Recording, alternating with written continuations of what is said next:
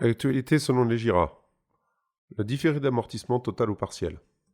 Élément indispensable pour un projet en investissement locatif, le différé d'amortissement rend bien des services aux investisseurs lors d'un crédit immobilier. Qu'il soit partiel ou total, cela permet de limiter l'effort d'épargne au début du projet. Mais qu'est-ce que le différé d'amortissement? Normalement, les remboursements du crédit démarrent au premier déblocage de fonds par la banque. Dans le cas d'un projet dans l'ancien, cela se produit au jour de la signature notaire. Alors que dans le cadre d'un investissement dans le neuf, les premiers appels de fonds démarrent au commencement des travaux.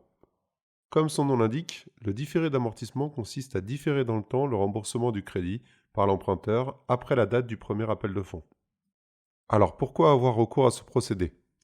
Dans le cadre d'un investissement dans le neuf, le premier déblocage de fonds peut avoir lieu entre 3 et 21 mois avant la livraison du bien, ce qui signifie qu'un investisseur peut devoir rembourser des mensualités pendant cette période sans percevoir aucun loyer.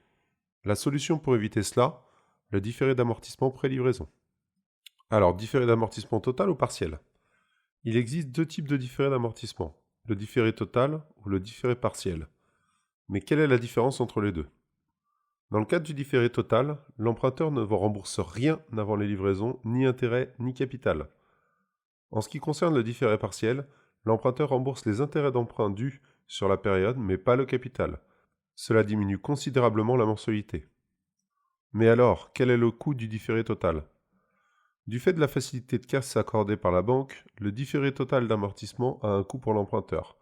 Tous les intérêts d'emprunt qui auraient dû être payés pendant la période de différé sont réintégrés au montant emprunté et donneront par conséquent eux aussi droit à des intérêts. En cette période de taux faible, le coût de ce procédé est négligeable pour l'investisseur par rapport aux avantages procurés.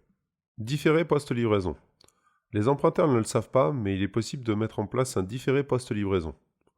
Ce différé est très utile dans le cadre de l'investisseur souhaite effectuer des travaux dans le bien ou se constitue un matelas de trésorerie.